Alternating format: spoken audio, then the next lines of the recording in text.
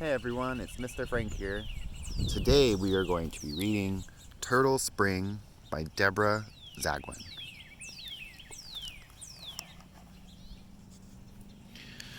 For Clee, it was a summer of hellos and goodbyes. Clee's relatives came, Clee's relatives went, but her new red-faced baby brother stayed for good. Aren't you the lucky one? Everyone insisted from orbits around the crib. Clee felt like a lost moon. One visitor, Uncle Fish Tank Hal, knew all about lost moons.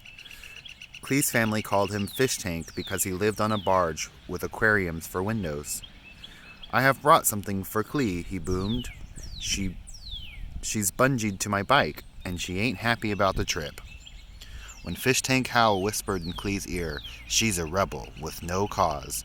Jumped tank one too many times. She ain't a gift for a baby.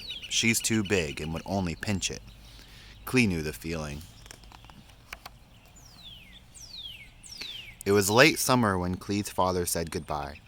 Uncle Fish Tank Hal was ferrying him to an island off the coast. "It's a big job," Clee's father told her ruefully.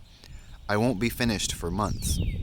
September was quiet without the sound of Clee's father whistling in the garden. There were no hammering on the porch or firewood thumping in the woodshed sounds. The apples ripened without him. In the sandbox, Clee's turtle sunned herself.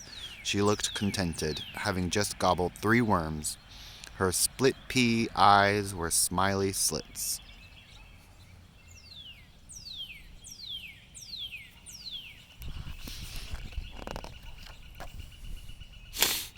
The autumn sun lasted until mid-October, and then the wind blew it away. Sometimes Clee worried that the turtle had escaped, but then found her under a roof of leaves, having a nap. "You should consider bringing her in at night," Clee's mother advised. "It's getting colder, too cold for a southern breed of turtle."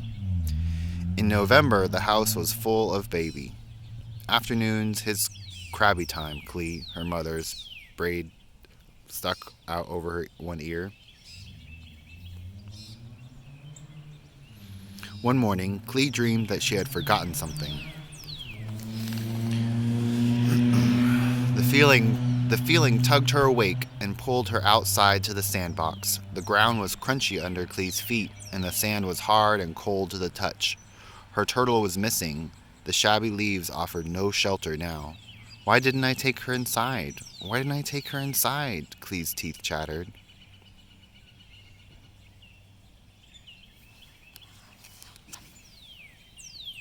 Clee examined the frost at her feet.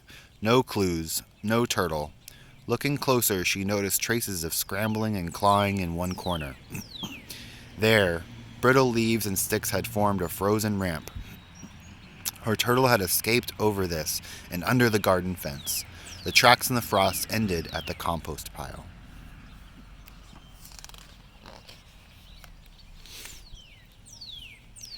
That's where Clee found her, beneath a layer of grass clippings and rotting leaves. In an effort to stay warm, the turtle had pulled her feet and head into the heart of her shell. Now she was stone still, stone cold. Later, Clee told her mother about burying the turtle in the compost heap. "I made the hole deep so the coyotes wouldn't dig it up." Her mother held her close and smoothed her hair.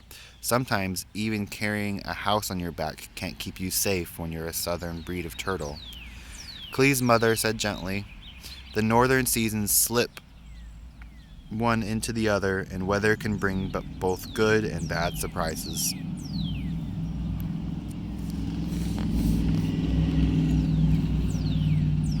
December brought bitter weather. Clee's father's voice crackled over the radio telephone. "Work's dragging on, wind's fierce, I'm marooned," the receiver spat out.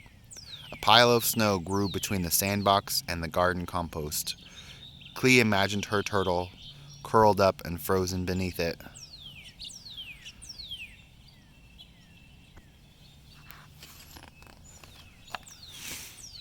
The storms continued. There has never been a winter," gloated the radio weatherman, "like this one. Clee's house grew a shell of snow. Inside, only her brother was lively, rolling, sitting, crawling, and sucking on everything in sight. He loved the warm kitchen best.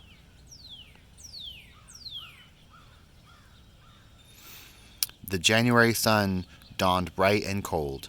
Clee scratched pictures for her brother in the window frost. She showed him how to breathe holes in the face patterns.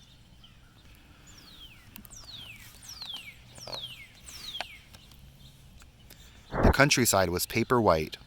Winter games were written with mittens and boots on a pad of snow. Snow angels, snow forts, snow trails, snowballs, snowmen. Clee sat her little brother on a baking pan and twirled him until he was silly, giggling, dizzy.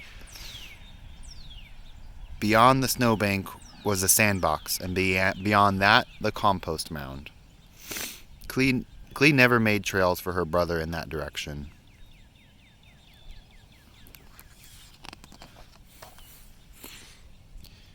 In late February, the snow changed. It became gritty, like frozen sand. Old snow, sighed Clee's mother. Sugar snow, wrote Clee's father. Over and over it melted, refreezing into an icy crust. In early March, Clee could walk on it. Sometimes flakes of snow fell, but the afternoon sun winked them away. The winds blew lukewarm and playful from the south. Spring melt, sang Clee's mother. Job's done, wrote Clee's father. Be home soon.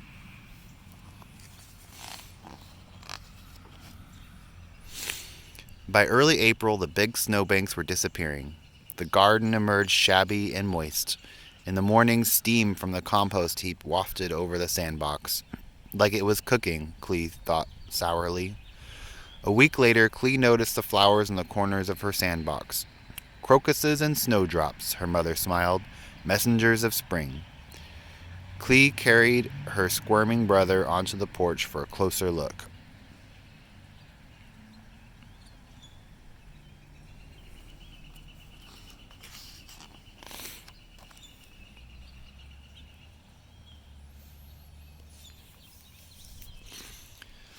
The sharp, sweet smell of old and new growth drew them to the garden's edge.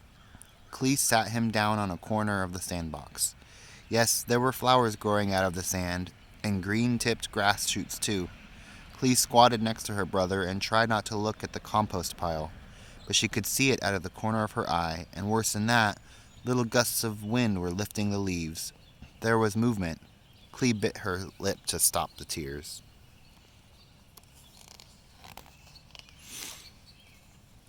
Clee's little brother saw it first. A patchwork creature was inching its way down the compost slope. The boy fell back into the wet sand, laughing. He was thrilled to have found a creature who crawled slower than he did.